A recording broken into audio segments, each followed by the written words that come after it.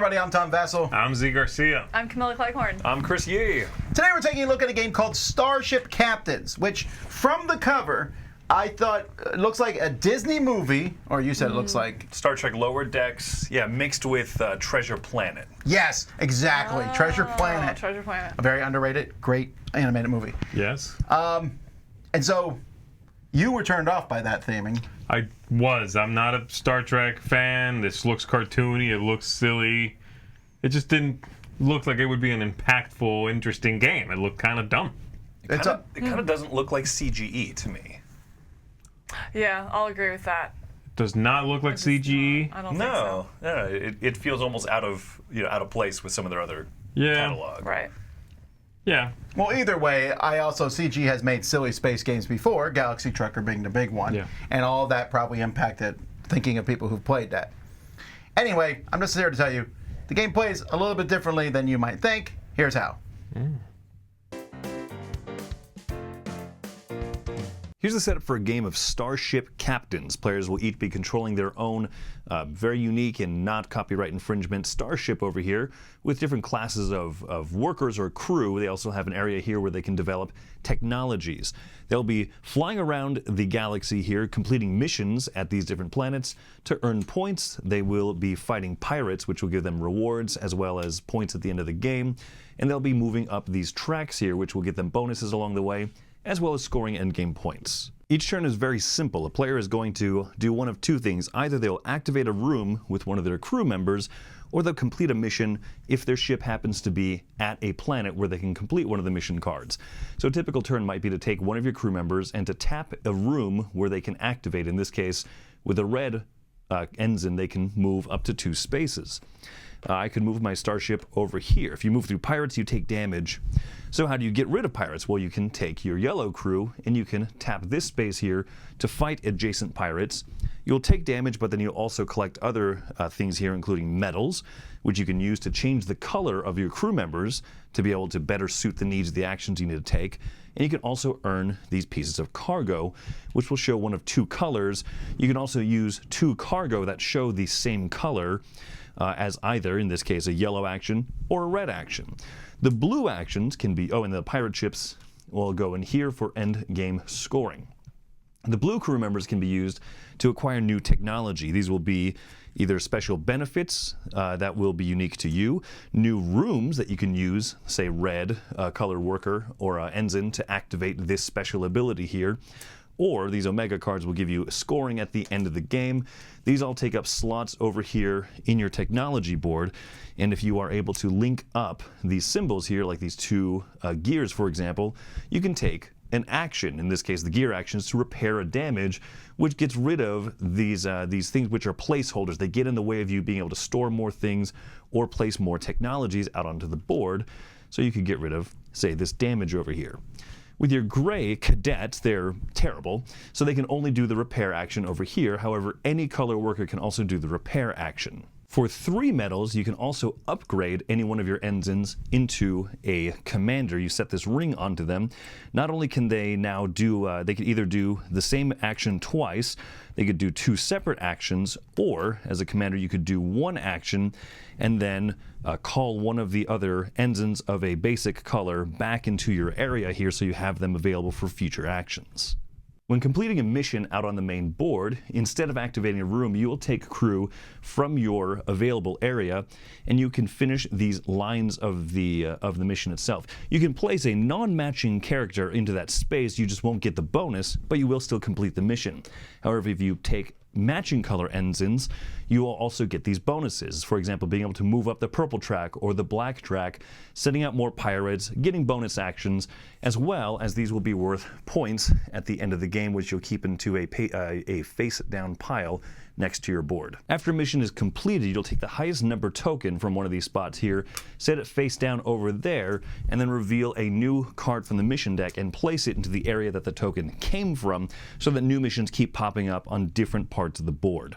Once you complete a mission that sends the last token, number 1, face down into that area, you'll refill with a new mission, but also now pirates are going to come out onto all the spaces with these numbered tokens. There are 3 tracks over here represented by these different colors. As players advance on these, they're going to be earning these instant rewards and getting endgame points, as well as when they cross into this 3-point threshold here, they will activate an action. In this case, the blackboard is the Pirating Guild, and so you'll activate some action which may not be that nice or may actually be kind of nasty. The end of a round is when players have used up all of their ensigns and cadets, or when they have chosen to pass. At the end of a round, you're going to zoom all of your people forward in the queue until there are 3 people left in the queue, and the rest of your people are in the ready room available to go for the next round. At the end of the round, you'll also be getting certain new benefits, sometimes new cadets here that you can use your medals to promote into ensigns, and from ensigns to commanders and such. And after 4 rounds, the game will be over. Whoever has the most points wins. There's a score pad here which will run you through the end game scoring. You're mostly going to be getting a lot of points, probably from your missions that you've completed here, and from the tracks that you're able to move around. You add those up along with any end game scoring technology cards, the Omega cards that you have.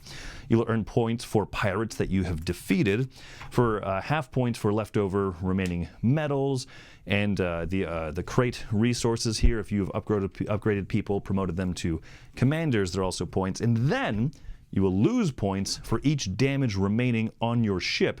Whoever has the most points will be the winner. There's also a little epilogue that we'll talk about here at the end of the video.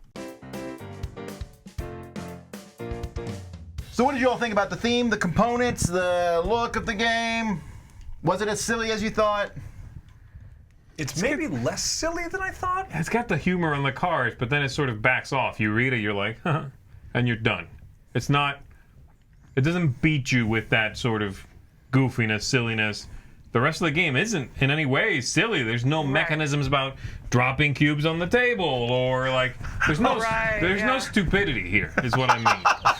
You know what I mean? Yeah, outside of like the sound effects which you inserted. Well, I did that them. just for the sake of, you know, livening up the space theme, but the idea of the cards being humorous, what you are doing as Star Trek characters, basically. Right. So the point being, like, the theme itself wasn't necessarily right, and then you're like, oh, that's funny. They're doing this thing on this planet with these aliens. Cool. And then I can ignore that and just see what the symbols mean. I like that. I do love the components. I think everything is great. I like those little... Including the cardboard ships? Yeah, no, I don't like that. I don't like those. You didn't like those? Oh, I liked those. Well, you didn't have to fold them. You didn't like assembling them, yeah. It's true. I didn't. But other than those, I liked everything. I wish I just put in little plastic ships. I mean, they get all this other plastic. Yeah. But I like the little dudes. I like the way they did. You're a big fan of the dual layer board, is that it's a single layer board that you sticker together so it won't warp.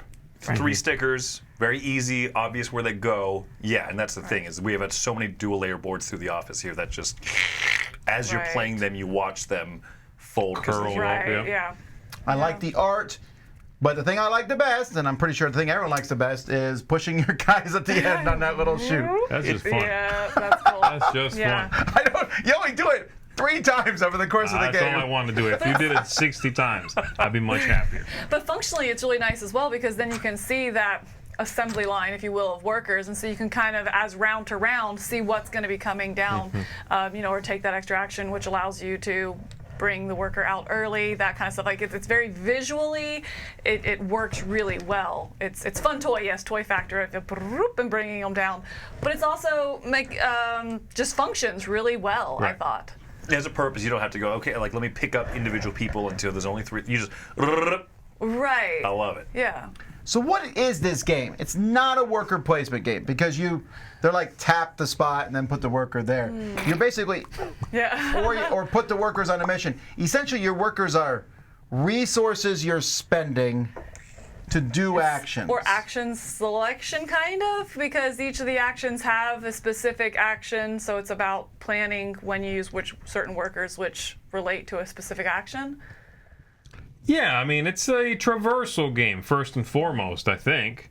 You know, you're fulfilling things or claiming things, and the main engine below the surface of the game is this idea of, oh, you completed something here? Great, this is now empty, and something new opens up across the board. Oh, you completed Right. this? Great. That's now empty where you are, and now something new opens up across the board. So it forces the players to traverse the map, to fly around space in a really neat way. That is very, has this neat cyclical idea of after you do that 5 times, new pirates pop up on the board, new locations, start happening. It's a nice rhythm. There's a cool cadence to the game.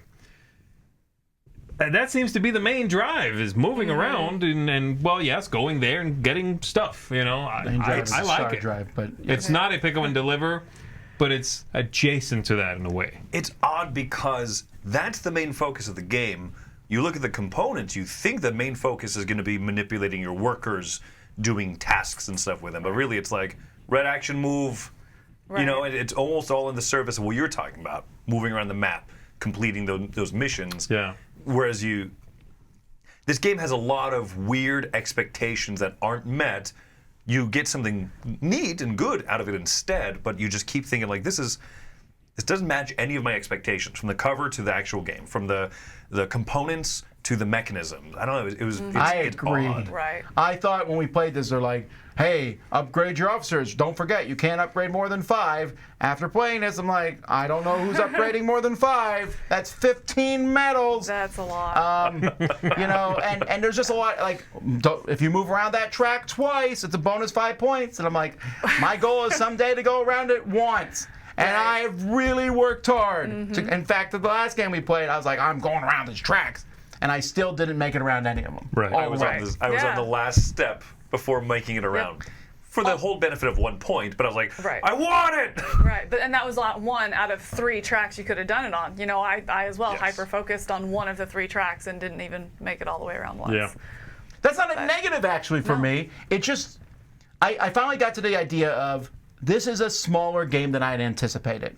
The last game we played was 4 players, which I think is the longest time with new people, Right. and that was an hour and a half.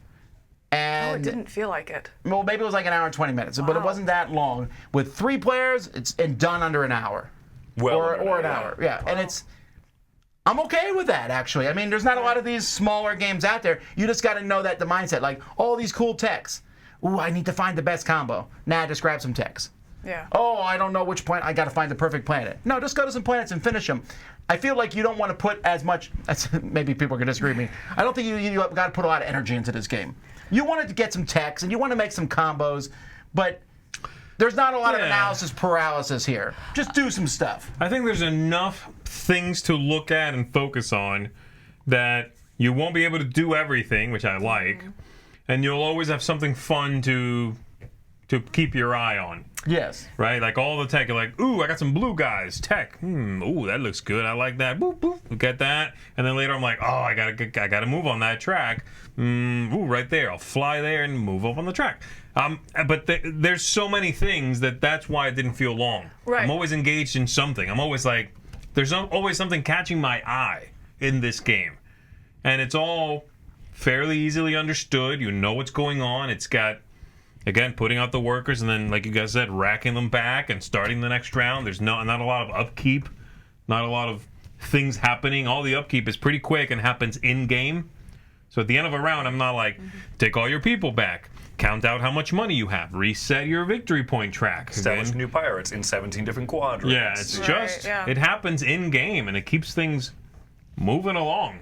I really like that. Right. I think it was surprising surprising to hear that it was an hour and 20, hour and 30 minutes, because it didn't feel like that, because it was fun and it had enough of the tactical elements where you're thinking turn to turn. So it goes around, the player turn goes so quick, and then so it gets to your turn, you're like, you do your thing and you move on, you're already thinking about the next turn. There's enough engagement that you're interested the whole time, as well as the board's constantly changing, so you are actively, or I guess passively actually, but you're involved the whole time because you're wondering you're planning those tactical moments of seeing what you're going to do turn to turn. So it's really surprising that it was an hour 20 minutes, because it didn't feel like it at all, and it didn't feel like, whew, that was a long game, It was very energizing. Yeah, it wasn't draining, right? It was energizing. I thought the board did change, but not enough that it was bothersome. You certainly will have sniping moments, right? There's like that idea of like, I'm going to go there next. And bam, somebody takes something you want. I like that in a game. I don't want it every turn, but if it happens once or twice in a game, and you have to reevaluate Yeah, now. like, oh, that's great. That's fine. Yeah, This game that's is energizing. I think that's a good word for it. Right. I found, I would say, the overall arc of the game a little bit flat. Is I think my biggest complaint about it.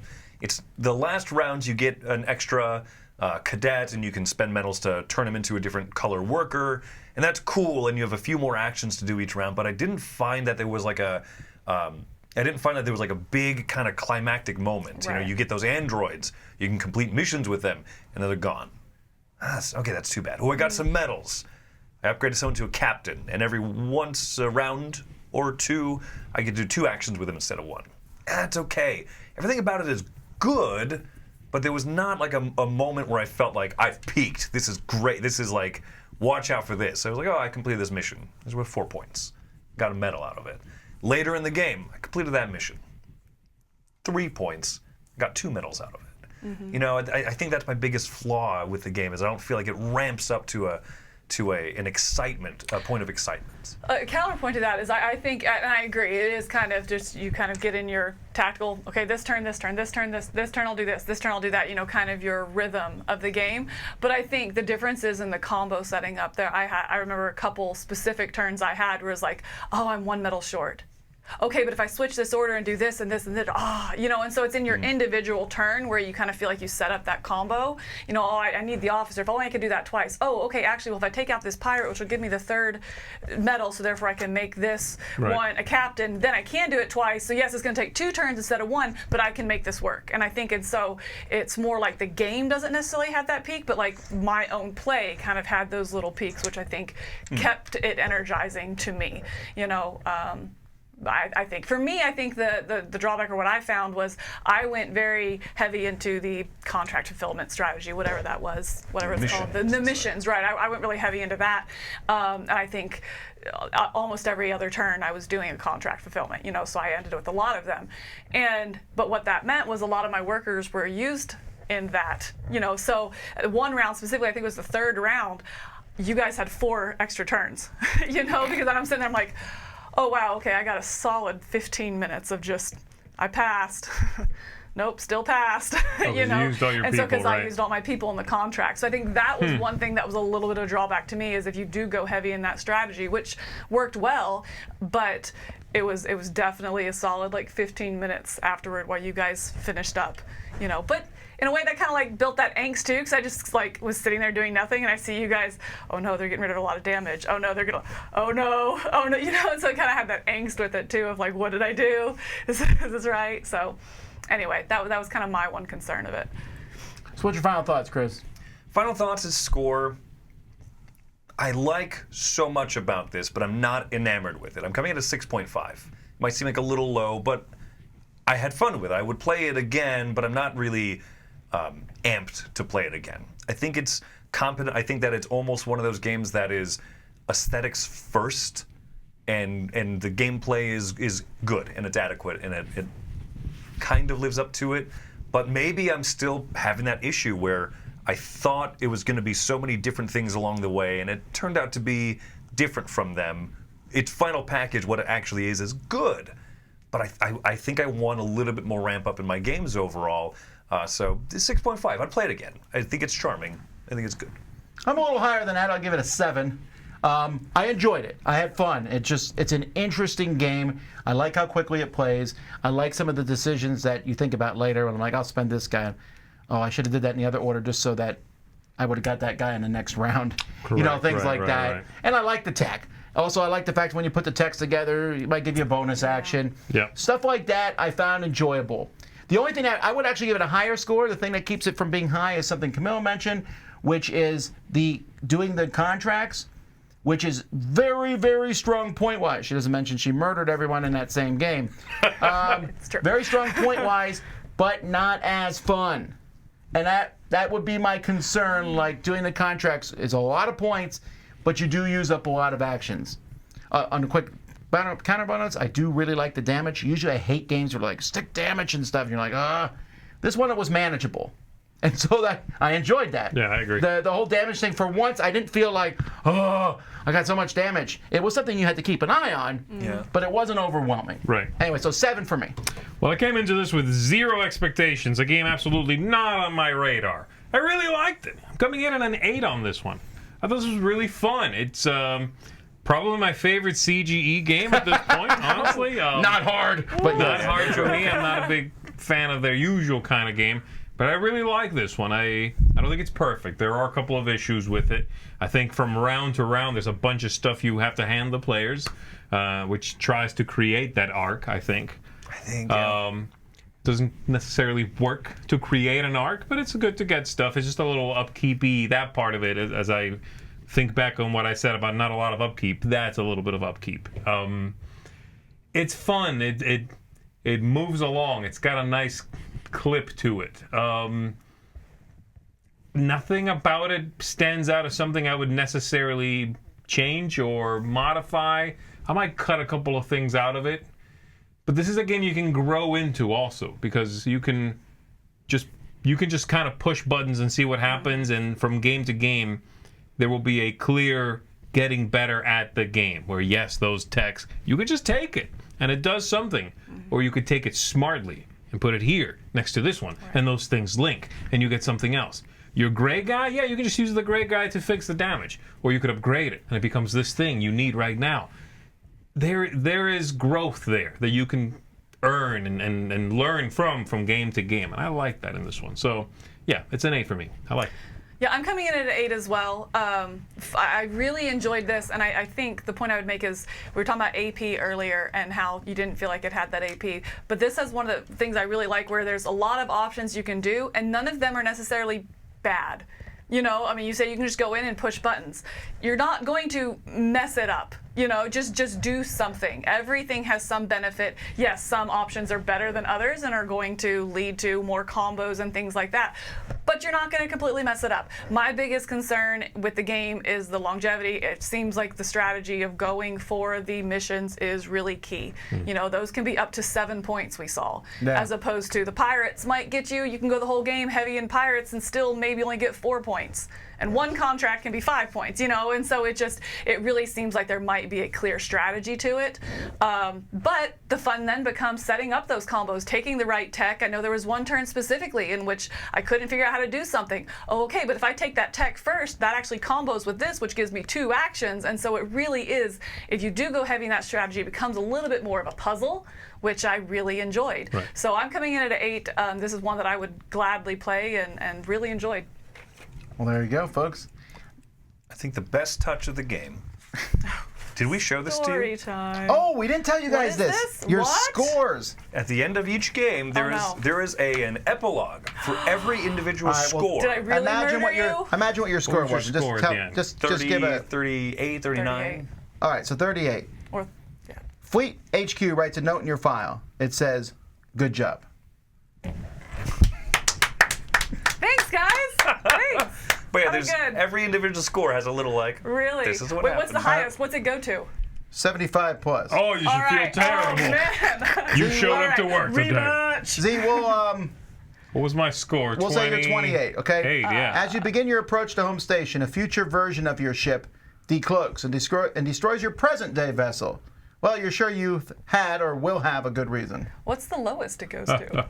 0 through 20 is all the same. Basically, Okay, you suck. you dock at home station with a grinding noise that ruptures the airlock. Fortunately, no one was waiting at the gate to greet you. Well, there you go. I like it. That's All right. At Starship Captains, until next time, I'm Tom Vassell. I'm Z Garcia. I'm Camila Cleghorn. I'm Chris Yee. Keep on flying across the universe.